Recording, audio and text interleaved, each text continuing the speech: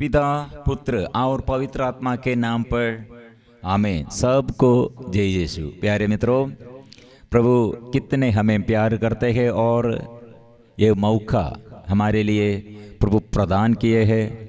हम मिलजुल कर वचन सुनकर और मनन चिंतन करते हुए स्तुति और आराधना प्रार्थना करते हुए प्रभु से आशीष पाएंगे। इसलिए यह मीडिया द्वारा कितने लोग इसमें जुड़े हुए प्रभु से प्रार्थना करने के लिए आया है। सबको हार्दिक स्वागत है। प्रिय मित्रों, आज हम बुलाहट के बारे में, एक इंसान के अंदर प्रभु ने कितने यह अभिषेक, प्रभु हमें बुलाया और चुन लिया और अलग कर दिया है। यह पहचान उसके अंदर मिलने पर उसके जीवन कितने आनंद है। यह पहचान नहीं है तो हमको जीवन में उसका लक्ष्य क्या है, जीवन में जो हम ये प्रोफेशन जॉब और जो जीवन के ये जो भाग हम चुन लिया है। कुछ लोग अपने प्रोफेशन चुनने के लिए कितने और कोशिश करते हैं और कितने इसमें प्रार्थना करते हैं, और शादी करने के लिए, सिस्टर बनने के लिए, कैटेकिस्ट बनने के लिए, फादर बनने के लिए, ऐसे अलग अलग रीति से बुलाहट के रूप में हम ये मनन चिंतन करते हैं। इसके बारे में हम ये प्रार्थना करते हैं। प्रिय मित्रों, यह बुलाहट हमारे अंदर, यह बुलाहट के बारे में सच्चा पहचान है तो अगर हम यह पहचान में हम गहराई में हम समझते हैं तो हमारे जीवन में समस्या नहीं है। जीवन में हर इंसान के जीवन में प्रभु कितने वो उसे प्यार किया है, वो पहचान चाहिए, ये पहचान चाहिए। इसलिए प्रिय मित्रों, आज हम ये ट्यूसडे के दिन में हम ये बुलाहट के बारे में और थर्सडे के बारे में हम डिसाइपलशिप के बारे में हम ये मनन चिंतन करते हैं। और मंडे और वेनसडे और सैटरडे, ये 3 दिन हम माध्यस्थ प्रार्थना सेवा के बारे में हम मनन चिंतन करते हैं। और फ्राइडे हम छुटकारा के लिए पवित्र हृदय से प्रार्थना करते हुए, और संडे के दिन असीम प्रेम के बारे में, प्रभु का असीम प्यार के बारे में, छुटकारा के लिए, चंगाई के लिए, आत्मा की वरदानों के लिए, आत्मा के अभिषेक के लिए हम प्रार्थना करते हैं।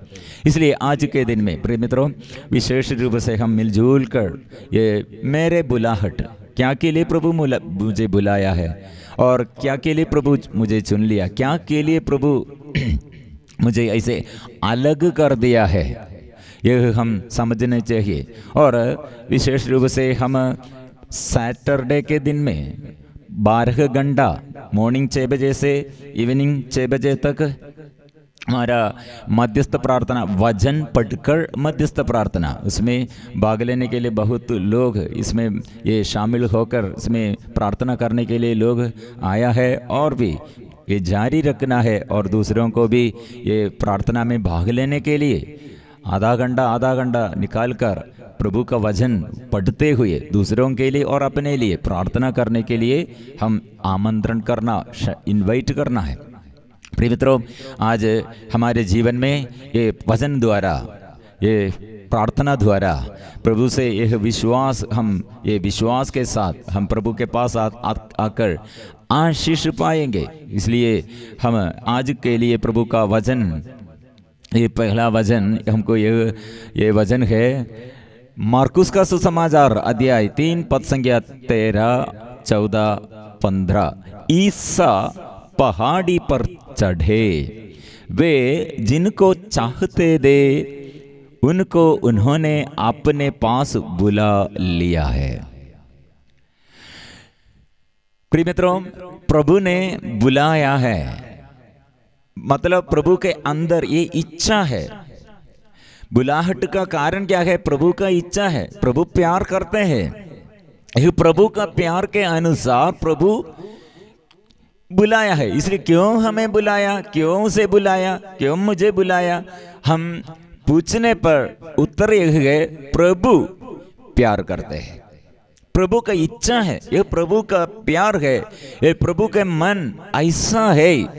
इसलिए हम वचन पढ़ते हैं, ईसा पहाड़ी पर चढ़े, वे जिनको चाहते थे उनको उन्होंने अपने पास बुला लिया, वे उनके पास आए हैं। इसलिए बुलाहट के अनुसार, यह समझने के लिए बुलाहट के अनुसार जीवन ऐसे मूडना है, अभिमुख, ये मूड कर अभिमुख होना चाहिए। इसलिए वे पास आए हैं। इसलिए फिर हम आगे वचन में पढ़ते हैं, और ईसा ने उनमें से 12 को नियुक्त किया। अभी जो पास आया है, बुलाहट सबको है, इसलिए सब लोग ऐसे मूड कर पास आने के लिए, सब अभिमुख आने के लिए सब लोग तैयार नहीं है। इसलिए बुलाहट सब लोगों के लिए, लेकिन आने वाले ऐसे प्रभु के पास आने के लिए लोग ज्यादा नहीं है। यह हम बुलाया, वो बुलाहट के अनुसार पास आया, और ईसा ने उनमें से 12 को नियुक्त किया है। इसलिए जो ऐसे बुलाहट को स्वीकार किया है, वो बुलाहट के अनुसार वो अनुसरण करने शुरू किया, इसलिए प्रभु ने नियुक्त किया है, और जिससे वे लोग उसके साथ रहे और उन्हें अपतूतों को निकालने का अधिकार देकर सुसमाचार का प्रचार करने भेज सके। इसलिए क्यों बुलाया, क्यों हमें नियुक्त किया, और प्रभु का मन क्या है, वह हम क्या करना है। ये बुलाहट हमको है, तो ये बुलाहट हमारे जीवन में ऐसे है, तो यह बुलाहट के अनुसार हम अनुसरण करने चाहते हैं, तो प्रभु ये बुलाहट के बारे में फिर आगे क्या हमसे ये चाहते हैं, क्या चाहते हैं, उनके साथ रहना है, साथ रहना, और उन्हें अपतूतों को निकालने का अधिकार, सुसमाचार का प्रचार। प्रिय मित्रों, ऐसे कुछ ड्यूटी, कर्म, हमारे उत्तरदायित्व भी है इसमें, हमारे जीवन में यह बुलाहट के बारे में। इसलिए हम ज्यादा मनन चिंतन करने पर, इसके गहराई में हम उतरने पर हमको समझ में आएगा, यह बुलाहट अभी 12 लोगों के बारे में बोला है, लेकिन सभी इंसान, ये संसार में सभी इंसान प्रभु के बुलाहट के अनुसार जन्म हुआ है। ये सब ये लोगों के अंदर, इसलिए संत पापा ने कहा, संत जॉन पॉल II पापा ने कहा, जो बपतिस्मा ग्रहण किया है ईसाई है, जो यीशु पर विश्वास करते हैं, वो उसके लिए बुलाहट है। क्या के लिए? सुसमाचार की सेवा करने के लिए बुलाहट है। वो साधारण एक व्यक्ति होगा, पति पत्नी और पापा मम्मी, और एक युवक होगा, बच्चा होगा, लेकिन उसके अंदर, सबके अंदर जो बपतिस्मा ग्रहण किया और विश्वास किया और प्रभु का वचन ग्रहण किया और यीशु पर विश्वास किया, उसके जीवन में सबसे प्रथम प्रभु ने चाहते सबसे प्रथम उत्तरदायित्व है वो ईश्वर के लिए जीवन बिताना। कैसे ईश्वर के लिए जीवन बिताना? सुसमाचार की सेवा वो व्यक्ति करना चाहिए, यह करना चाहिए। यह एक बुलाहट के अंदर के अंदर का यह पहचान है। प्रिय मित्रों, इसलिए प्रभु चाहते हैं, ये प्रभु की इच्छा है। इसलिए बहुत लोग ये बुलाहट के बारे में डाउट, विशेष रूप से हम मैट्रिकुलेशन पास हो गया और +1 +2 पास हो गया, फिर क्या करना चाहिए, कौन सा प्रोफेशन में क्या और जॉब मिलने के लिए वो कौन सा अच्छा होगा, और हम हमारे ये जीवन में और क्या ये जीवन में क्या चुनना है। कुछ लोग सिस्टर बनने के लिए और फादर बनने के लिए जाते हैं, और कुछ लोग ये अच्छा डिग्री, प्रोफेशनल, ये डॉक्टर बनने के लिए, इंजीनियर बनने के लिए, और ऐसे अलग अलग अपने मर्जी से, अपनी इच्छा से और चुनने के लिए उसमें चुनाव है। प्रिय मित्रों, हम सबसे प्रथम और सबसे मुख्य बुलाहट यह है, ईश्वर के लिए जीवन बिताना, ईश्वर के ये संतति बनना है, ईश्वर पर विश्वास करना है, ये विश्वासमय जीवन बिताना है। यह है सबसे अनुग्रह का, ये सबसे अनुग्रह का स्रोत यह है। कलेक्टर बनने पर और बड़ा मंत्री बनने पर और बड़ा पोजीशन मिलने पर हम सोचते हैं वो बहुत अच्छा है, अच्छा बात है, लेकिन पवित्रता नहीं है। तो मेरा एक परिचय में एक कलेक्टर है, अभी भी वो नाम नहीं बोलना अच्छा नहीं है, लेकिन वो कलेक्टर अभी पहले वो बहुत ये प्रभावशाली है।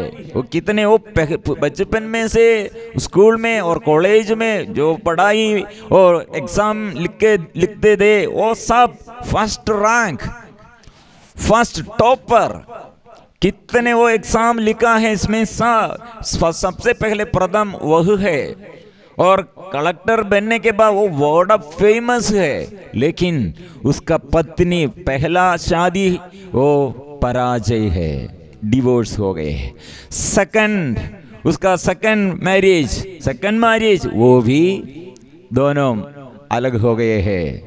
प्रिय मित्रों, ये कलेक्टर है, इतना बड़ा एजुकेशन है, लेकिन शादी किया है, शादी के बाद अपने पत्नी के साथ और अपने परिवार में वो फेल है। लेकिन ये डिग्री सब बड़ा बड़ा डिग्री वो सब कितने अच्छा से वो इसी आसानी से वो फर्स्ट रैंक होल्डर है, लेकिन अपने पत्नी के साथ, अपने जीवन साथी, अपने परिवार में फेल हो गए हैं। प्रिय मित्रों, इसलिए हमारे ये बुलाहट बहुत ये और बहुत सिस्टर लोग सिस्टर बनने के बाद सिस्टर बन गया, फादर लोग फादर बन गया, लेकिन फिर खड़े करने के लिए नहीं सकते हैं। जीवन में समस्याओं आने पर और प्रलोभन आने पर, बड़े कठिनाई आने पर ये बुलाहट छोड़कर विमुख हो जाते हैं, ये छोड़कर विमुख हो जाते हैं। प्रिय मित्रों, इसलिए बुलाहट के बारे में गहराई में हम समझना चाहिए, नहीं तो पारिवारिक जीवन में होगा और हमारे रिलीजियस लाइफ होगा, वो सब हमको ये मुश्किलताएं, हडिल्स वो सब है। प्रिय मित्रों, एक बात समझना चाहिए, हम जो सेवा करने चाहते हैं वो सेवा के बीच में सेवाओं के लिए हमारे आगे प्रभु सदा साथ है। प्रभु हमें प्यार करते हैं, इसलिए हमें प्रभु के लिए, प्रभु की सेवा के लिए हमें बुलाया। लेकिन यह बुलाहट के साथ, यह बुलाहट के अनुसार हम चलने पर हमको हडिल्स, हमारे आगे ऐसे चार दीवारियां यह पार करना चाहिए, यह पार करना चाहिए। और हमारे आगे ऐसे ये बाधाएं बहुत है, ये बाधाएं देखते हुए पीछे मुड़कर ये सारे बुलाहट छोड़ने के लिए ऐसे नहीं सोचना है। हम यह बुलाहट के बीच में समस्याओं के आगे और समस्याओं के बीच में हम ये पार करने के लिए हमको ये संघर्ष करना पड़ेगा, लेकिन नहीं छोड़ना है। प्रिय मित्रों, इसलिए अच्छा उदाहरण दाऊद द्वारा हम स्तोत्र ग्रंथ 18 कितने अच्छा ये स्तोत्र ग्रंथ, ये कितना अच्छा वचन है ये 18 में। इसलिए बुलाहट के बारे में और बुलाहट के बीच में ये समस्या वो आने पर हमें ये समझ जाने के लिए, प्रार्थना करने के लिए अच्छा वचन है। प्रिय मित्रों, ये स्तोत्र ग्रंथ 18 पद संख्या 29 हम ये पढ़ते हैं, प्रभु तू ही मेरा दीपक जलाता है, मेरा ईश्वर मेरे अंधकार को आलोकित करता है। मैं तेरे बल पर शत्रुओं के धड़ में कूद पड़ता हूँ, मैं ईश्वर के बल पर चार दीवारी लांघ जाता हूँ। जंपिंग मतलब चार दीवारी वो हम हमारे आगे है, लेकिन इसमें हम करते पार करने के लिए लांघ जाता हूं। जंप करते हुए ये चार दीवारी को हम हाई जंप ये कंपटीशन में हम क्या करते हडिल, उसके ये जंप करते हुए उसे ऊपर से हम पार करते हैं। इसलिए प्रिय मित्रों, ये वजन कितना अच्छा वजन है। वजन ये जो मुश्किल था ये हमारे जीवन में, और ऐसे हमारे पारिवारिक जीवन में होगा, रिलीजियस लाइफ होगा, और जो क्षेत्र में हमारे फैमिली लाइफ और रिलीजियस लाइफ और जो सामुदायिक जीवन, ऐसे पब्लिक लाइफ, जो क्षेत्र में हमको ये हडिल्स हमारे बुलाहट में खड़े करने के लिए हमको मुश्किल आए, प्रभु ने ये वजन द्वारा हमें वजन दोहराते हुए आगे चलने के लिए। बहुत लोग ये छोटे पहचान में, गलत पहचान में ये सब बंद किया है, और ये बुलाहट के बारे में पहचान नहीं है। इसलिए हम और एक बार ये सुनेंगे और पढ़ेंगे, प्रभु तू ही मेरा दीपक जलाता है। स्तोत्र ग्रंथ 18 प्रसंग 29 and 30। प्रभु तू ही मेरा दीपक जलाता है, मेरा ईश्वर मेरे अंधकार को आलोकित करता है। मैं तेरे भल शत्रुओं के दल में, मैं तेरे बल पर, मतलब ये मेरा अपने शक्ति से नहीं, अपनी इच्छा से नहीं, अपने शक्ति से नहीं, तेरे बल पर, तेरे शक्ति से और तेरे बल पर चार दीवारी लांघ जाता है। हालेलुया। प्रिय मित्रों, इसलिए ये समझना चाहिए, मैं ये एक बार मेरा पत्नी से यह बात इसके बारे में कहा, मतलब हमारे शादी के बाद तुरंत ये कैंसर बीमारी और इसके वजह से बहुत ये चिकित्साएं, और ऐसे 3 बार ऑपरेशन किया। इसलिए ऑपरेशन के बाद हम हॉस्पिटल से वापस आने के समय वो मेरे पत्नी के अंदर बहुत ये टेंशन, परेशानी और ऐसे बातें, निराशमयी बातें बोलने शुरू किया। और उसने कहा ये शादी के बाद इतना जल्दी से जल्दी ये बीमारी आया, इसलिए क्यों मैंने शादी किया, ये ज़रूरत नहीं थे, ये मूर्खता है, ये शादी किया है, ये मेरे अंदर ये फूलिश, ये बड़ा मूर्खता है, ऐसे बात करने शुरू किया। मैं उस समय मेरे अंदर, क्योंकि हम दोनों वो हमारे डिवाइन रिट्रीट सेंटर में, वो पोटा डिवाइन रिट्रीट सेंटर में हम दोनों सेवा करते थे। उस समय ये हमको वचन ये दूसरों के आगे सुनाने के लिए हमें बुलाया है। इसलिए हमारे जीवन में ऐसे समस्या है, लोग उपहास करते हैं, बहुत लोग उपहास करते हैं, क्योंकि आप लोगों के जीवन में क्यों ऐसे हुआ है, क्योंकि ये रिट्रीट सेंटर में कितने लोगों को चंगाई, छुटकारा, अनुग्रह, लेकिन आप लोगों के जीवन में सेवा करते हुए अभिशाप है, रोग है, बीमारी है, ऐसे लोग बोलेगा प्रिय मित्रों। लेकिन अंदर हम बुलाहट के अंदर है, तो मतलब ये प्रभु का प्यार के अंदर हम रहते हैं, तो बुलाहट के अनुसार और प्यार के अनुसार, ये वचन के अनुसार हम चलने पर हमको बाधा नहीं है। नहीं तो जब हमारे अंदर के एक वचन, वो हमारे अंदर के एक वचन ये नष्ट हो जाते हैं, हम याद नहीं करते, भूल जाते हैं, तब हमारी समस्या है। मैं ये बात के इस समय वो पत्नी से कहा, मैं ऐसे एक बात कहा, यह हमारे आगे एक अच्छा उदाहरण है। मरियम और यूसुफ पिता दोनों के बीच में वे लोग ये इतना प्रार्थना किया है। स्वर्गदूत माँ मरियम के आगे संदेश दिया, क्या संदेश दिया? कृपा पात्र, प्रणाम, ये सब संबोधना किया, इतने अच्छे बात किया। लेकिन वो मरियम क्या किया है? मरियम के जीवन में यूसुफ पिता के साथ मिलजुल कर संबंध भी नहीं है, पुरुष के साथ संसर्ग ये संबंध नहीं किया, ऐसी स्थिति में गर्भधारण किया। वही स्त्री को अपने ये पत्नी वो शादी से पहले गर्भधारण किया है, तो ये पत्नी को, ये स्त्री को स्वीकार करने के लिए यूसुफ पिता क्यों ऐसे आगे आया? कारण क्या है? स्वर्ग से उत्तर मिला है, वचन वो मिला है, संदेश मिला है। स्वर्गदूत ये स्वर्ग से, ईश्वर से जो संदेश भेजने के लिए जो हमारे यूसुफ पिता के आगे आया, वो विश्वास किया है, इसलिए विश्वास में हमको सब सकेगा।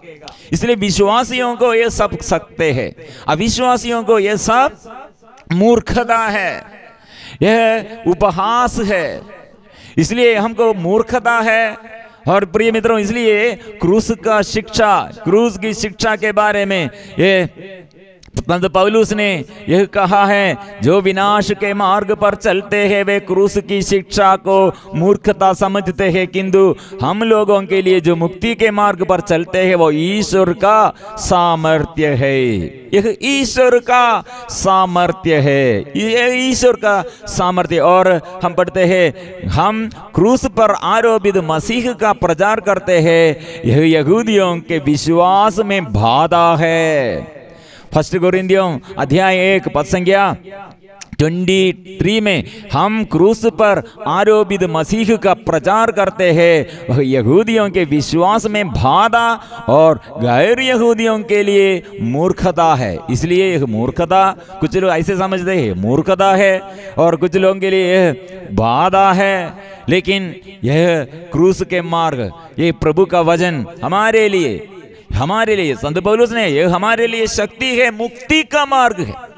और इसलिए मरियम गर्भ धारण करते हुए अपने गर्भ में एक बच्चा है, वो गर्भावस्था में यूसुफ को शादी करने के लिए क्यों ऐसे निर्णय लिया?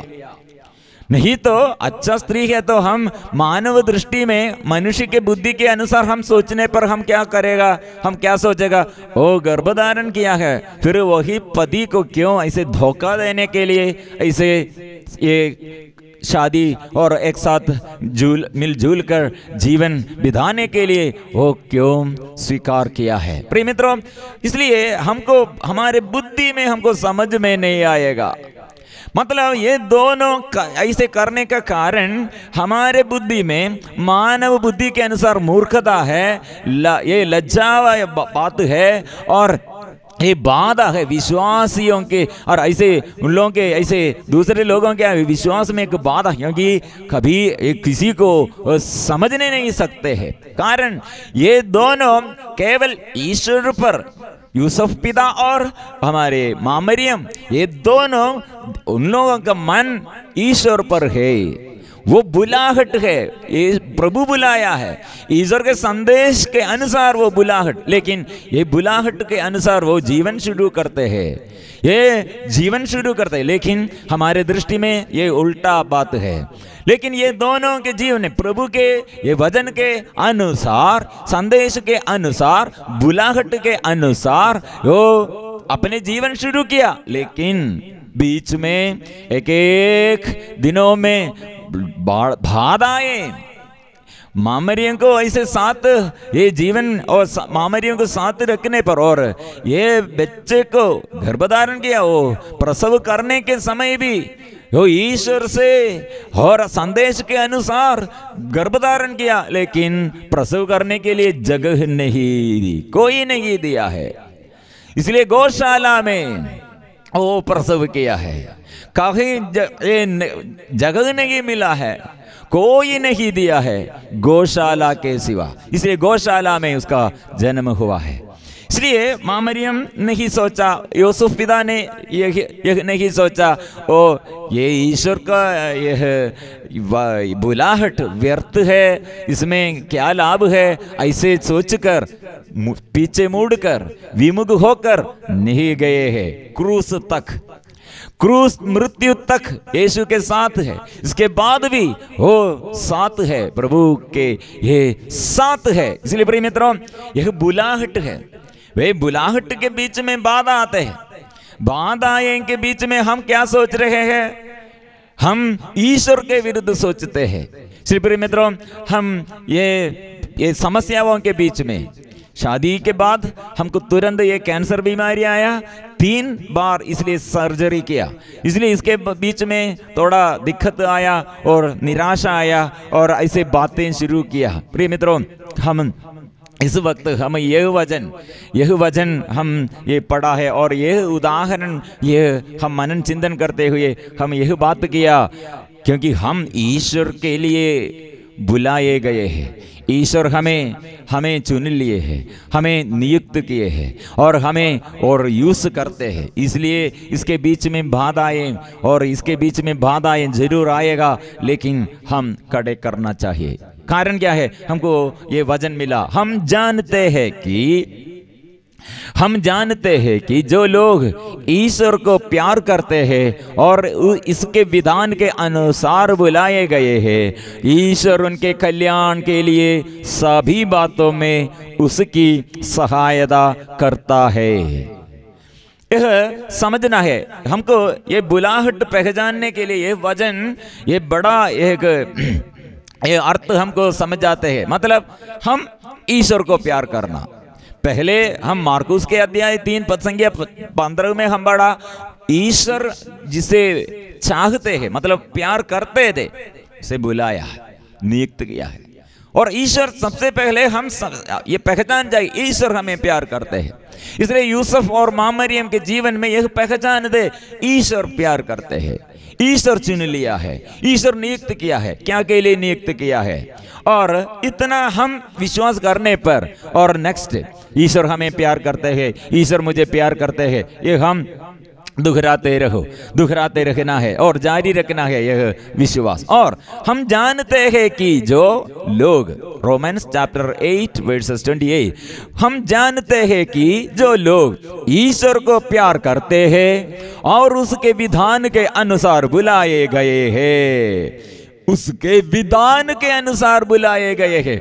इसलिए हर इंसान के अंदर यह पहचान चाहिए, हमें क्यों प्रभु नियुक्त किया और हमें क्यों हमारे जीवन ऐसे दिया, और जन्म का कारण क्या है, मेरा जन्म का कारण क्या है, जीवन देने का कारण क्या है, ये संसार में ऐसे एक व्यक्ति का जीवन ऐसे प्रभु क्यों ऐसे हमें भेजा है, कारण क्या है? यह एक विधान है, ये एग्रीमेंट है, ये समझौता है। इसलिए हम सब विधान के अनुसार बुलाए गए हैं, ईश्वर के एक योजना के लिए, ईश्वर के एक प्लान, इसमें एक प्लान है, ईश्वर को एक प्लान है, वो योजना के लिए हमें बुलाया है। इसलिए प्रभु को प्यार करना और विश्वास करना। क्या विश्वास करना? मैं एक व्यक्ति विधान के अनुसार बुलाए गए हैं, इसलिए प्यार करना है और विश्वास करना है, मैं बुलाए गए हैं, मेरा प्रभु मुझे बुलाया है और विधान के अनुसार बुलाए हैं। ये तीन बात सदा हम याद रखना। मैं प्रभु को प्यार करना चाहिए और प्रभु मुझे बुलाया है और प्रभु विधान के अनुसार मुझे बुलाया है। ये तीन बात हम याद रखने पर क्या होगा? ऐसे हम सोचने पर क्या हो? सभी बात हमारे आगे, सभी बातों हमारे आगे जो बातें, जो घटनाएं, और शरीर में बीमारी होगा और लोग हमारे विरुद्ध होगा और जीवन में ऐसे अचानक ये दुर्घटनाएं होगा, असफलताएं हमारे आगे। प्रिय मित्रों, यह एक बात अंदर यह विश्वास हम दोहराना चाहिए। हम जानते हैं कि जो लोग ईश्वर को प्यार करते हैं और उसके विधान के अनुसार बुलाए गए हैं, ईश्वर उनके कल्याण के लिए सभी बातों में उनकी सहायता करते हैं, क्योंकि ईश्वर ने निश्चित किया कि जिनने उसने पहले से अपना समझा वे उसके पुत्र के प्रतिरूप बनाए जाएंगे, जिससे उसका पुत्र इस प्रकार बहुत से भाइयों को पहलौटा हो। इसलिए ये प्रोसेस है, ऐसे कार्य कर रहे हैं, मतलब ये बुलाहट के अनुसार इसमें पवित्रीकरण भी है। इसलिए और आगे हम पढ़ेंगे पद संख्या 30 में, पद संख्या 30, रोमन्स चैप्टर 8 वर्सेस 30।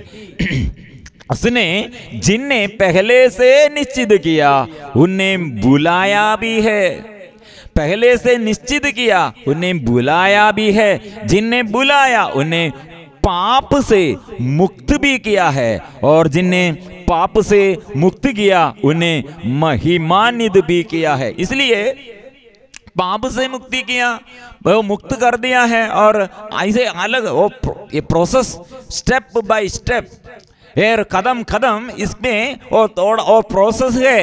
हमें बुलाहट के अनुसार हमें पवित्रीकरण भी पवित्र करते हैं।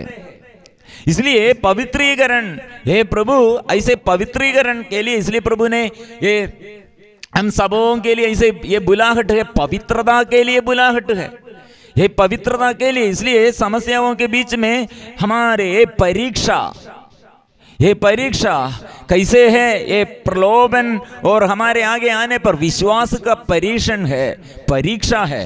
रोग बीमारी और दुर्घटनाएं, ऐसे समस्याएं हमारे आगे, पारिवारिक समस्याएं और हम सामुदायिक, हमारे सामाजिक जीवन में समस्याएं, हमारे ये रिलीजियस लाइफ, उसमें हमारे समाज से हमको समस्या है और दूसरे लोग द्वारा समस्या है, और जीवन में ऐसे समस्याएं के बीच में प्रभु हमें और पवित्रीकरण भी, हमारे पवित्रता को प्रभु चाहते हैं, पवित्रीकरण। इसलिए एफेसियों का नाम संत पौलुस का पत्र अध्याय 1 में हम पढ़ते हैं पद संख्या 4, उसने संसार की सृष्टि से पहले मसीह में हमको चुना, जिससे हम मसीह से संयुक्त होकर उसकी दृष्टि में पवित्र तथा निष्कलंक बने। इसलिए ये नेक्स्ट स्टेप है, ये आने वाले दिनों में और हम इसके बारे में मनन चिंतन करेंगे और हमको समझ में आएंगे हम क्यों पीछे मुड़कर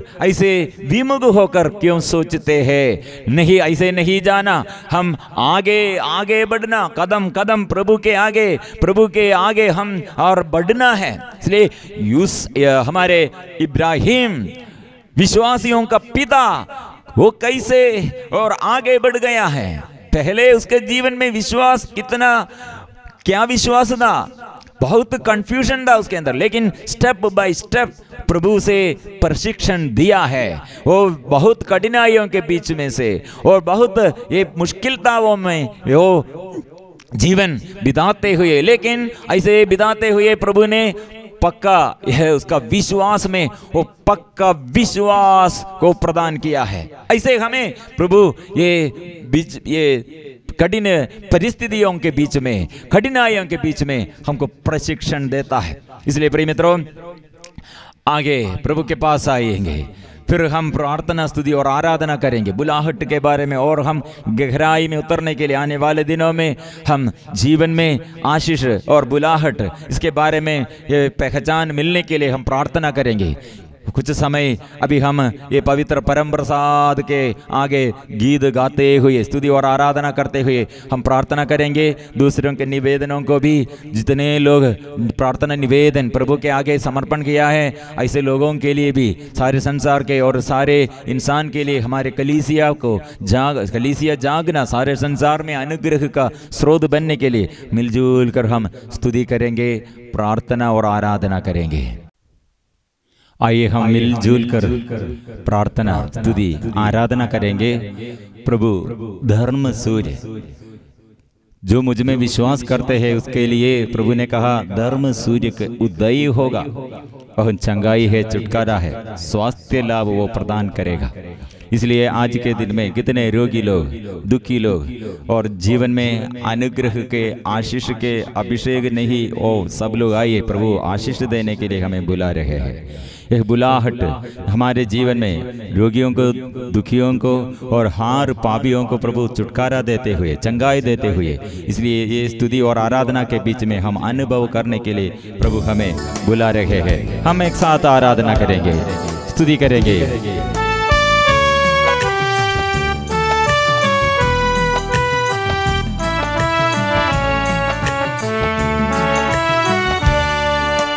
आराधना आराधना आराधना आराधना आराधना आराधना आराधना आराधना आबा पिता आराधना आबा पिता आराधना आबा पिता आराधना आबा पिता हम पिता, स्वर्गीय के पिता के नाम पुकारेंगे, क्योंकि यीशु ने कहा ऐसे प्रार्थना करो, स्वर्गीय के पिता के आगे समर्पण करे। इसलिए स्वर्गीय के पिता हमारे लिए यीशु को दिया, यीशु द्वारा हमको मुक्ति है, स्वर्गीय के पिता से मुक्ति यीशु द्वारा हम प्राप्त किया है। इसलिए हम यीशु के नाम लेते हुए हम आराधना करेंगे। आराधना आराधना आराधना आराधना आराधना आराधना आराधना आराधना यीशु मसीह आराधना, यीशु मसीह तेरी आराधना, यीशु मसीह आराधना, यीशु मसीह तेरी आराधना। इसलिए यीशु मसीह के नाम लेते हुए हम प्रार्थना करते हैं। आज कितने लोग चंगाई प्राप्त करने के लिए प्रभु से आशीष मांगता है और प्रार्थना कर रहे हैं। सभी रोगियों को प्रभु के नाम से, प्रभु के पवित्र नाम से स्वास्थ्य लाभ प्रदान कीजिए, प्रभु स्पर्श कीजिए। हम मिलजुल कर प्रार्थना करेंगे। हमारे साथी लोग, कितने लोग दुखी लोग हैं, मृत्यु कितने लोग मर गए हैं, ऐसे सौदागात्माओं के लिए भी हम प्रार्थना करेंगे। और अपने साथी लोग की मृत्यु द्वारा कितने लोग दुख में, संकट में, कितने परिवार गहराई में, दुख के गहराई में, प्रभु स्पर्श कीजिए, स्पर्श कीजिए। हम प्रार्थना करेंगे।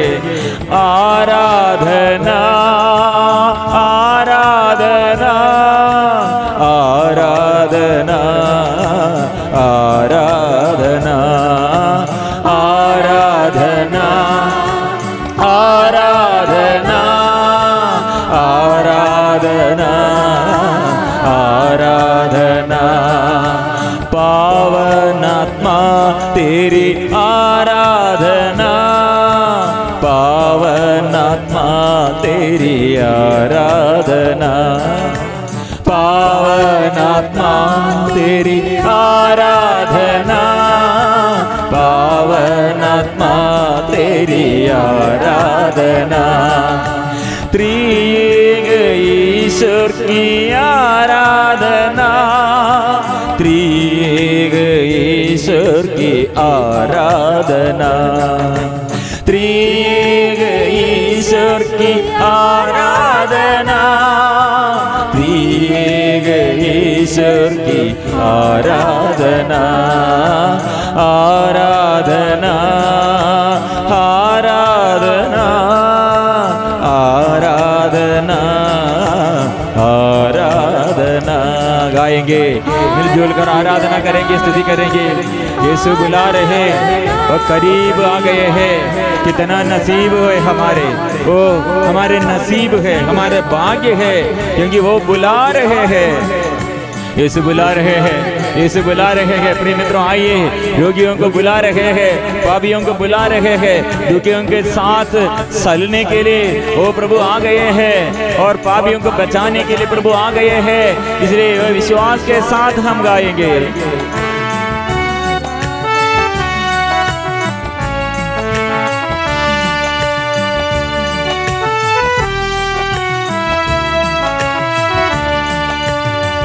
यीशु बुला रहे, वो करीब आ गए हैं।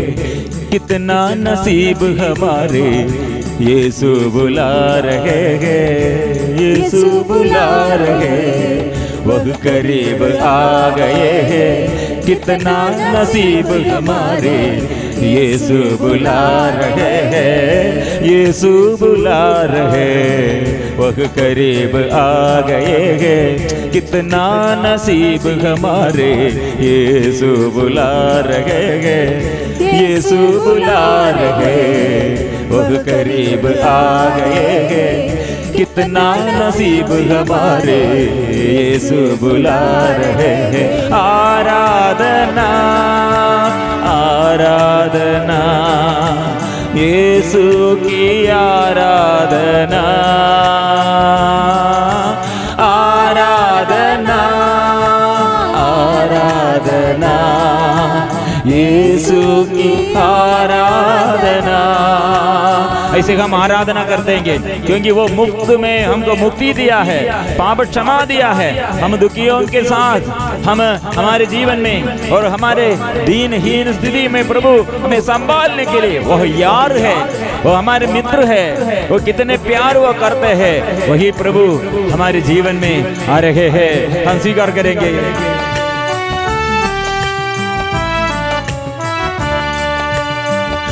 मुक्त में मुक्ति देने, जीवन में प्यार भरने, मुक्त में मुक्ति देने, जीवन में प्यार भरने, दीनहीन को संभालने यार है वही प्रभु है।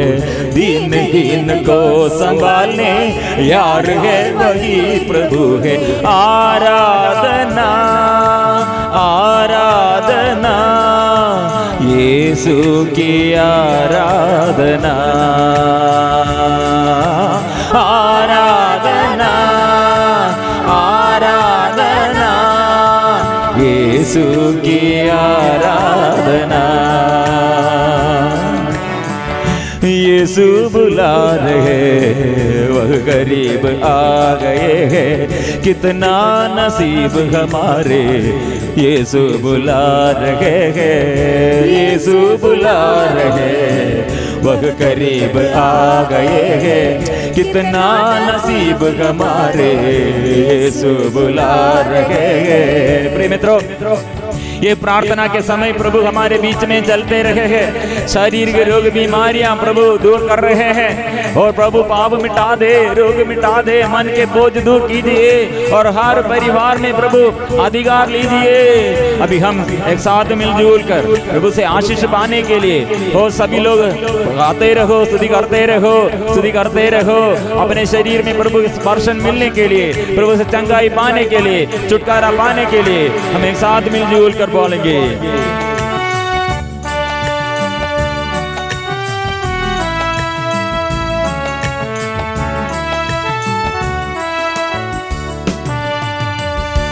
मन के बोझ दूर हटाने, पापियों को पाप मिटाने, मन के बोझ दूर हटाने, पापियों को पाप मिटाने, रोगियों को चंगा करने, दुखियों को दुख मिटाने, रोगियों को चंगा करने, दुखियों को दुख मिटाने। यीशु बुला रहे हैं।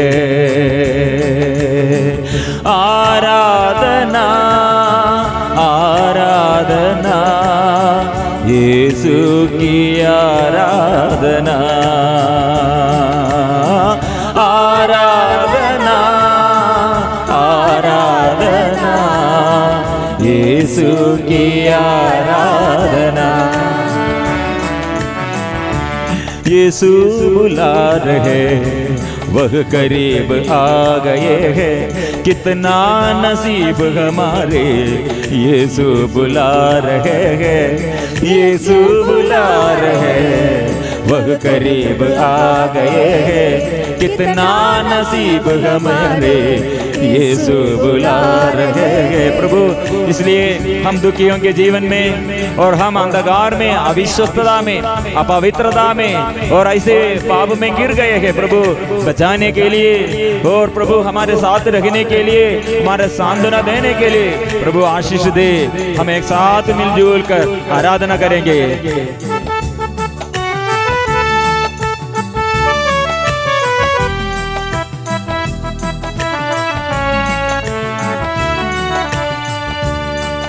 स्वर्ग की ओर ले चलने, आनंद जीवन प्राप्त करने, स्वर्ग की ओर ले चलने, आनंद जीवन प्राप्त करने, आत्मा में आशीष देने, सांत्वना सहारा देने, आत्मा में आशीष देने, सांत्वना सहारा देने।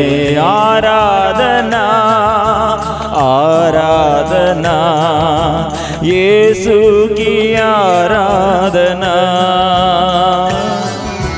आराधना आराधना यीशु की आराधना।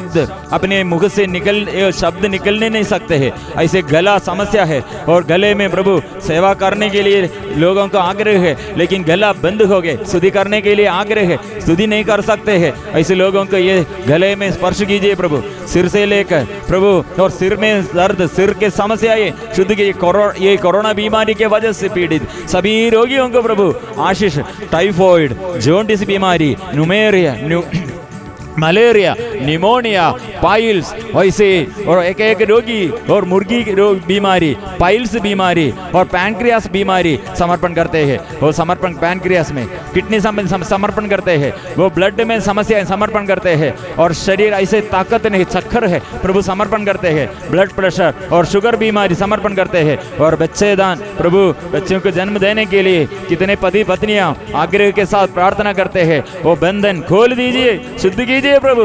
Hallelujah, hallelujah, hallelujah, hallelujah. और घर बनने के लिए, घर में जो समस्या, वो कहते हैं आर्थिक तनाव है, वो प्रभु समर्पण करते हैं, स्तुति करते हैं। सब लोग स्तुति कीजिए, सब लोग मुख खोल कर स्तुति करे, हृदय खोल कर स्तुति करे। वो परिवार में ये स्तुति के समय सारे बंधन प्रभु नाम से, प्रभु के नाम से दूर करने के लिए, अभिशाप कितने सालों से हमारे शरीर और परिवार में अभिशाप का समस्या है, वो समर्पण करे। अभी हम समर्पण करें, मन खोल दे, हृदय खोल दे, शरीर में प्रभु का स्पर्शन मिलने के लिए पापों की क्षमा मांगना है। वो पाप, मेरे जीवन में जो जो पाप मैंने किया है प्रभु, मैं योग्य नहीं हूँ, वो स्वीकार करे। मेरे अयोग्यता मैं समर्पण करता हूँ, मैं मेरा दुख, मेरे बोझ मैं समर्पण करता हूँ, मैं अयोग्य दासी हूँ प्रभु, मुझे चंगा कर, मुझे स्पर्श कीजिए, मुझे स्पर्श कीजिए, मुझे चंगा कीजिए, स्पर्श कीजिए, स्पर्श कीजिए। प्रभु आइए, प्रभु आइए, प्रभु आइए, प्रभु आइए। प्रभु की दया और अनुकंपा प्राप्त करने के लिए, जैसे बर्तिमेयुस कितने ऊंचे आवाज से प्रभु के आगे जोर से पुकारा, ऐसे पुकारना, प्रभु दाऊद का पुत्र मुझ पर दया कीजिए। करते रहो प्रभु, दया पर दया कीजिए, मुझ पर दया कीजिए। ऐसे समस्याएं, हर एक समस्याएं प्रभु के आगे। हमारे बच्चों के बारे में बहुत अभी आशीष का, ये आशीष मिलने के लिए प्रार्थना करने का बहुत ज़रूरत है। बच्चों बिगड़ जाते हैं और रुचि, प्रार्थना में रुचि नष्ट हो गए हैं बच्चों के। हमारे युवतियों को प्रार्थना में विश्वास नष्ट हो गए, और प्रार्थना में विश्वास नष्ट हो गए, पढ़ाई में समस्या है, बुद्धि नष्ट हो गई, याद स्मरण शक्ति नहीं है, ऐसी स्थिति है। और माँ बाप को ये आदर करने के लिए नहीं सकते हैं, क्योंकि इतना अधिक से अधिक हमारे ये सारे संसार में शैतान का प्रभाव है। नशे के बंधन, वे बिजार के बंधन, ये ऐसे गलत रिश्ता, ये ऐसे गलत बुद्धि, ये बुद्धि में इतने ये शैतान के ये ज्ञान, शैतान से पहचान मिला है। वो शुद्ध करने के लिए, प्रभु शुद्ध करने के लिए, और मेरे पति जीवन साथी को समर्पण करते हैं, माँ बाप को समर्पण करते हैं। प्रिय मित्रों, ऐसे हम अभी प्रार्थना के समय प्रभु से छुटकारा, सब लोग स्तुति करते रहो, करो, स्तुति करते रहो। अपने परिवार के लिए दया मांगना, अपने हर एक समस्याओं के ऊपर प्रभु अधिकार लीजिए, प्रार्थना करेंगे। और जॉब में समस्या है तो समर्पण कर दे, और आर्थिक तनाव और इसके बीच में कितने समस्याएं, बिजनेस बंद हो गए, दुकान बंद हो गए, जॉब नष्ट हो गए है, आर्थिक स्थिति कितने गड्ढित हो रहे हैं, समर्पण करते हैं। इंटरव्यू के लिए कितने लोग और तैयार कर रहे हैं, समर्पण करते हैं। एग्जाम के लिए कितने तैयार हो, समर्पण करते हैं। प्रभु आइए, प्रभु आइए। कितने पति पत्नियों के रिश्ता टूट गए हैं, पारिवारिक जीवन समाप्त हो गए, और प्रभु पुनः निर्माण करने के लिए ऐसे पति पत्नियों के जीवन में प्रभु नया अभिषेक दे, प्रभु कृपा दे, कृपा कृपा कृपा कृपा दे, कृपा। तेरी दया से दया करो, दया दृष्टि कर हम पर। तेरी दया प्रभु, तेरी दया अनुकंपा, अपार कृपा, अपार दया मेरे जीवन में प्रकट कीजिए। तू मुझे बुलाते हैं, तू मेरे साथ रहने के लिए मुझे बुलाते हैं, लेकिन ये बुलाहट पहचानने के लिए कृपा दे। इसके बीच में समस्याएं आने पर और बीच में ये दुख संकट आने पर मैं सब छोड़ किया है प्रभु, ये बुलाहट पहचानने के लिए कृपा और स्वास्थ्य लाभ प्रदान कीजिए प्रभु। प्रदान करने के लिए आप सदा तैयार है, लेकिन यह प्राप्त करने के लिए मैं कितने दूर है प्रभु। मैं मेरे पापों को क्षमा देता हूँ, मैं मांगता हूँ प्रभु, दया कीजिए मुझ पर, दया कीजिए। कितने रोगियों को तूने चंगा किया प्रभु, तो कितने दुखियों के जीवन में तू आनंद प्रदान किया, कितने बड़े बड़े चिन्ह और चमत्कार द्वारा तू इस संसार में तेरे शक्ति प्रमाणित किया मेरे जीवन में प्रभु। आशीष प्रदान करे। मैं दुखी हूँ, मैं पापी हूँ, मैं रोगी हूँ, मैं दुख संकट में प्रभु सांत्वना दे। तेरी दया से दया करो, दया दृष्टि कर हम पर। तेरी दया से दया करो, दया दृष्टि कर हम पर। दया करो। ऐसे आत्मा मेरे जीवन में आत्मा सक्रिय हो जाए, क्रियाशील हो जाए। आत्मा के अभाव में, वचन के अभाव में, प्रार्थना के अभाव में कितने मेरे प्रभाव अंदर के आत्मा के अभिषेक नष्ट किया प्रभु। आत्मा एक अभिषेक दे, आत्मा के अभिषेक दे, आत्मा अभिषेक, आत्मा के अभिषेक दे। अभिषेक सब लोग करते रहो, स्तुति गाते रहो और महिमा करते रहो। प्रभु से आशीष, प्रभु के अनुग्रह अभी प्राप्त करने के लिए, बड़े बड़े चिन्ह और चमत्कार द्वारा प्रभु हमें आगे चलाने के लिए, स्वर्ग और स्वर्ग की ओर ले चलने के लिए प्रभु हमारे साथ है। इसलिए उसके हाथ पकड़कर वो उसके आगे हम अपने को समर्पण करते हुए हम चलेंगे। तेरी दया से दया करो, दया दृष्टि कर हम पर। तेरी दया से दया करो,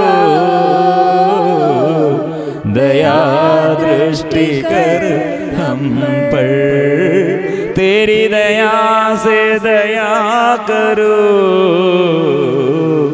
दया दृष्टि कर हम पर। तेरी दया से दया करो। स्तुति करते रहो, करते रहो।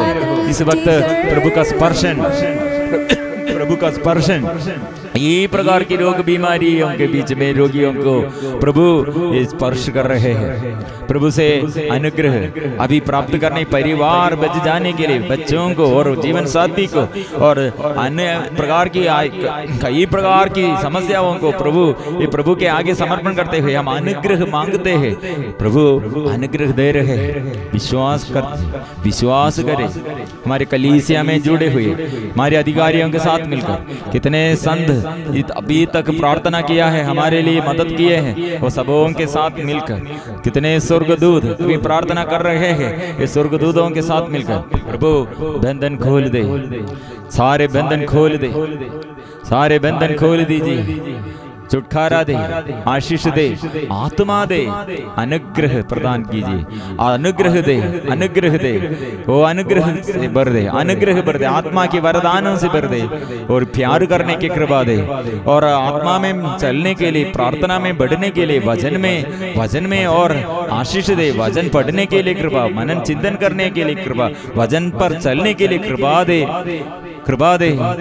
तेरी दया से दया करो, दया दृष्टि कर हम पर। तेरी दया से दया करो।